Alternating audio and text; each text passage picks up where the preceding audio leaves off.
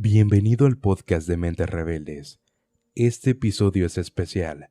2 historias que son más ciertas de lo que crees. Un carnicero caníbal y la historia del asesinato perfecto. Aquí te lo contamos, sin censura. Gracias por escuchar.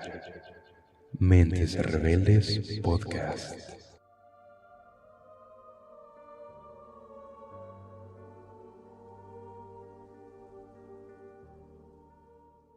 Primer relato. Joe, el carnicero caníbal. Esta historia nos remonta al año de 1955, con el nacimiento del estadounidense Joe Roe Metheny, que posteriormente sería conocido mundialmente como el carnicero caníbal. Joe fue apodado con 2 sobrenombres, el hamburguesero y el asesino caníbal. Este último se lo ganó a que durante un tiempo abrió un puesto de hamburguesas a cielo abierto y en este lugar vendería hamburguesas de cerdo. Nada particularmente extraño hasta el momento. Pero lo que hace especial a este hamburguesero es su receta tan particular. La leyenda cuenta que en estas hamburguesas se llegaron a encontrar cabellos, uñas e incluso dientes incrustados en la propia carne. Seguramente puedes intuir lo que está pasando, y es que Joe mezclaba la carne de cerdo con la carne que sacaba de sus víctimas, ya que, según él, nadie se daba cuenta, puesto que el sabor era idéntico. 2 personas a las cuales se le acusa de haber asesinado fueron encontradas enterradas debajo de una fábrica de palés, que es donde vivía Joe.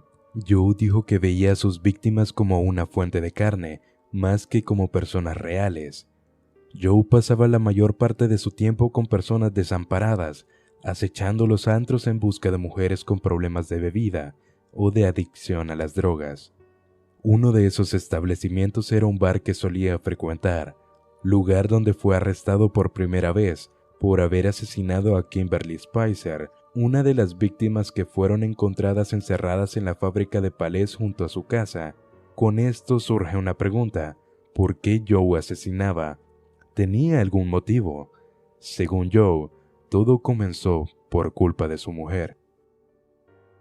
Joe vivía con su hijo de 6 años y una esposa adicta al crack, pero un día llegó a la casa y había desaparecido. Su mujer se había ido con otro hombre y los encargados de protección infantil tomaron custodia de su hijo. Mientras declaraba lo sucedido a las autoridades, él estaba seguro que el amante y su mujer estaban viviendo bajo un puente. Por lo tanto, tomó cartas en el asunto y fue a buscar venganza junto con un hacha. Joe contó lo ocurrido a los detectives, pero estos no sabían si deliraba o si de verdad había matado a su esposa o su amante. Su siguiente víctima, según él, fue otra prostituta la que pidió información sobre su esposa. Según él, ella actuó como que si no supiera nada, así que la golpeó sin parar y la violó, hasta matarla. Luego de esto, bajó a un puente cercano a este lugar y le quitó la vida a otra mujer. Joe se dio cuenta que un hombre que pescaba lo miró, así que decidió tomar un tubo de metal y abrió la cabeza del pescador a golpes. Joe resaltó en su declaración que ató los cuerpos con piedras y los tiró al río que estaba debajo del puente. Pero ¿quién mejor para contar la historia que el mismo protagonista? Todo comenzó en julio de 1994. Estaba en el trabajo. Era camionero. Estuve trabajando horas extras esa noche. Al terminar mi jornada, fui a casa como siempre lo hacía. Al abrir la puerta y encender la luz, noté que no había nada ahí. Mi mujer se había llevado todo, incluido a mi hijo, y me había abandonado. Su partida no fue muy problemática, pero se llevó a mi hijo de 6 años con ella. Ella era una adicta al crack y una persona sin valor. Incluso le habría pagado para que saliese de mi vida.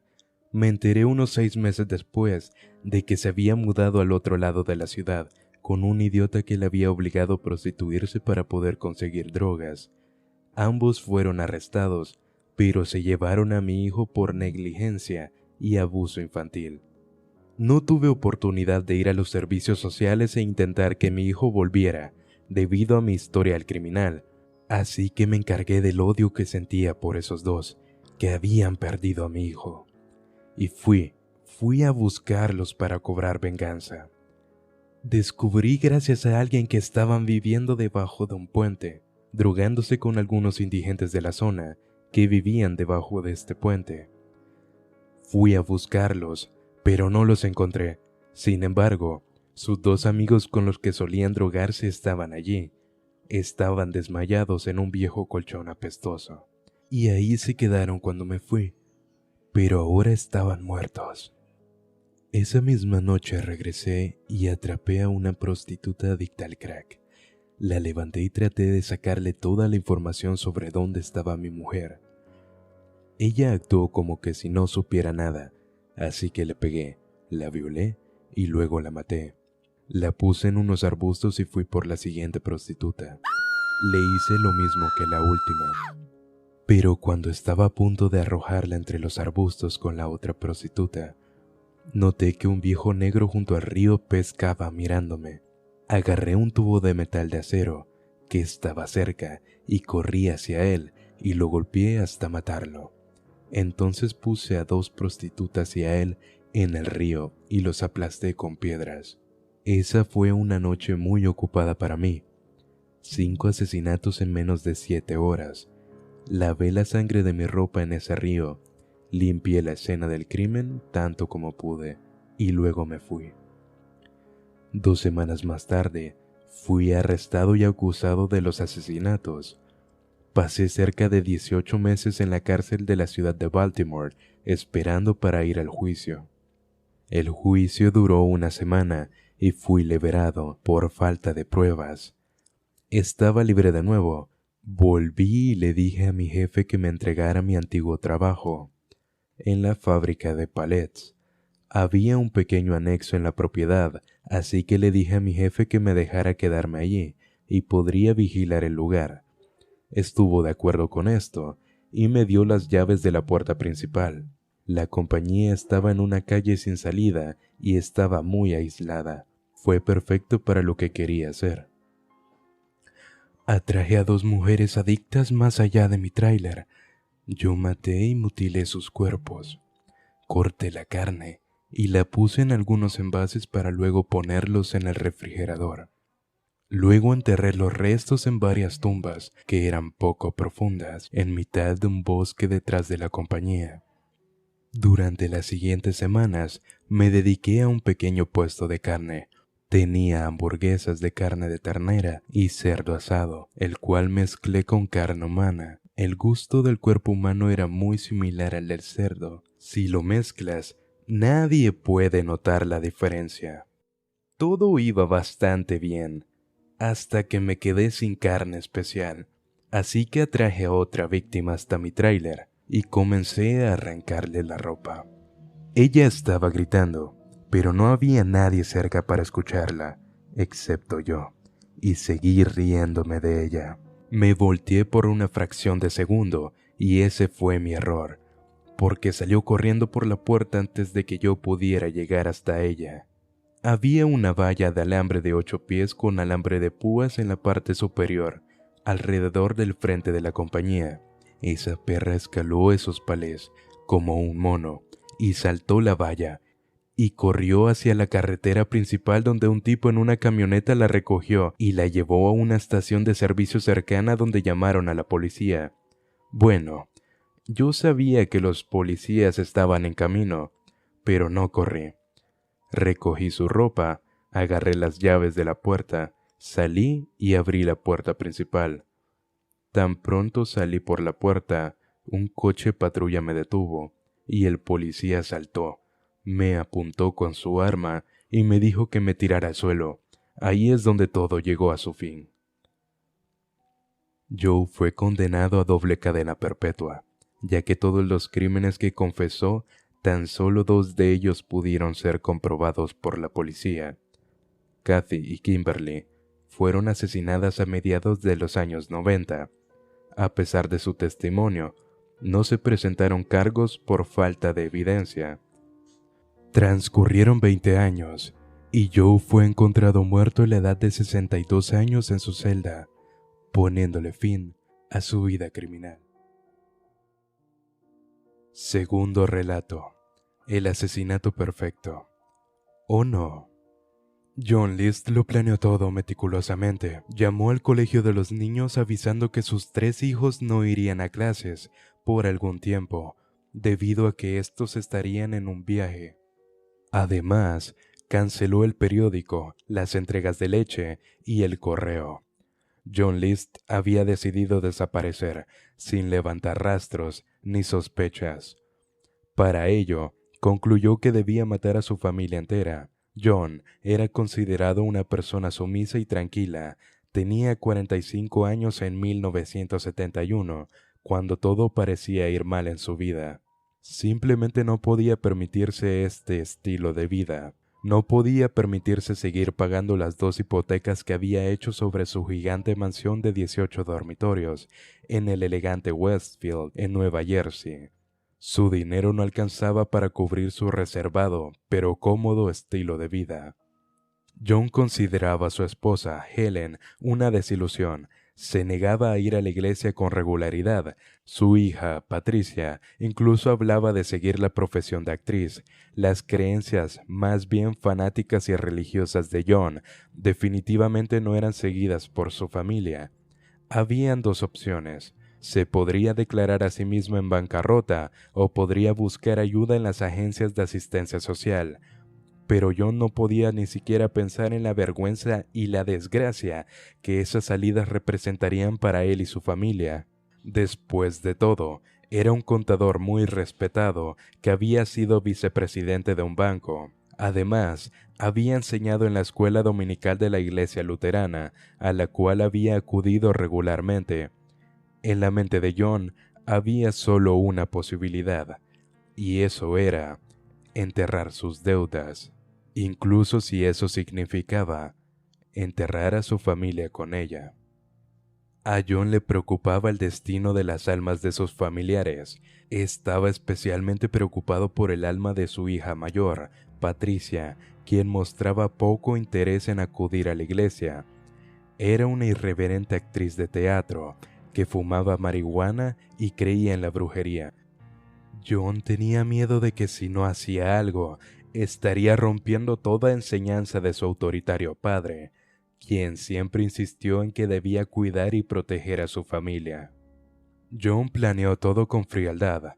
Primero, vació su cuenta bancaria y la de su madre, quien para entonces vivía con ellos en el ático de la inmensa casa. El 7 de noviembre, John List avisó a la escuela de sus hijos que se irían de viaje a Carolina del Norte durante varias semanas. También comentó lo mismo con sus vecinos. Era el 9 de noviembre de 1971. Cargó su pistola 9 milímetros y su revólver calibre 22. John le disparó a su esposa Helen en la espalda y arrastró su cuerpo hasta hacia la sala de baile. Luego fue hasta el 3er piso y le disparó a su madre de 85 años, Alma. John quería llevar el cuerpo hasta abajo, al salón de baile, pero era muy pesado. Decidió poner el cuerpo de su madre en un ropero, pero encontró que el peso muerto era difícil de manejar. El jefe de policía de Westfield, en su momento, explica lo que vio. Cuando bajamos las escaleras, encontramos el cuerpo de Alma List, a mitad de camino dentro de un ropero. Supimos que el asesino se había dado por vencido al tratar de meterla allí. John condujo hasta el colegio secundario de Westfield, donde recogió a su hija de 16 años, Patricia. La mató entrando a la casa con un solo tiro en la espalda. Cargó el cuerpo de Patricia hasta la sala de baile y la ubicó en un saco de dormir al lado del cuerpo de su madre. Frederick, de 13 años, fue recogido en su empleo, a donde iba después del colegio. Una vez en la casa, también le disparó en la espalda y lo ubicó en un saco de dormir en la sala de baile. Su hijo mayor, de 15 años, estaba jugando un partido de fútbol. John preparó el almuerzo y luego fue a ver a jugar a su hijo. Al terminar el partido, lo llevó a casa y le dio de comer. Comió con él y conversaron. Al terminar, le disparó una vez en la parte posterior de la cabeza. Su hijo mayor cayó al piso, convulsionando. John le disparó de nuevo. El chico seguía vivo. John volvió a dispararle. Su hijo no moría. Desesperado, John le siguió disparando, hasta asestar un total de 10 balazos, hasta que finalmente todo quedó en silencio. Toda su familia había muerto a manos de John. Para evitar ser perseguido, limpió la escena del crimen, encendió todas las luces y prendió la radio. John guardó la comida en el refrigerador, lavó, secó y acomodó los platos. Además, limpió la casa. Se paró entre los cuerpos de sus familiares y rezó por la salvación de sus almas. Dejó el cuerpo de su madre en el ático, rodeada de todas sus pertenencias. Luego se sentó ante su escritorio y le escribió una carta al pastor de su iglesia, Eugene Rickwell. En esta carta especificaba el paradero de su madre, que decía: «Mi madre está en el ático. Era demasiado pesada para moverla». Luego de esto, pasó un mes, las bombillas y las luces se quemaron. Los vecinos, que confesaron no conocer muy bien a los List, comenzaron a sospechar. Finalmente, llamaron a la policía.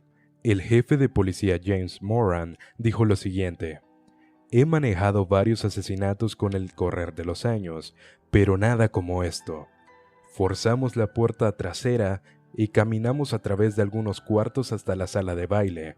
El olor era terrible, y allí estaban, 4 cuerpos prolijamente acomodados en fila, estaban ennegrecidos y parcialmente descompuestos. Nunca olvidaré esa imagen». Durante meses, la policía revisó cientos de pistas sin resultados. Poco a poco, el interés en el caso fue terminándose. Sin pistas, la policía terminó por archivar el caso.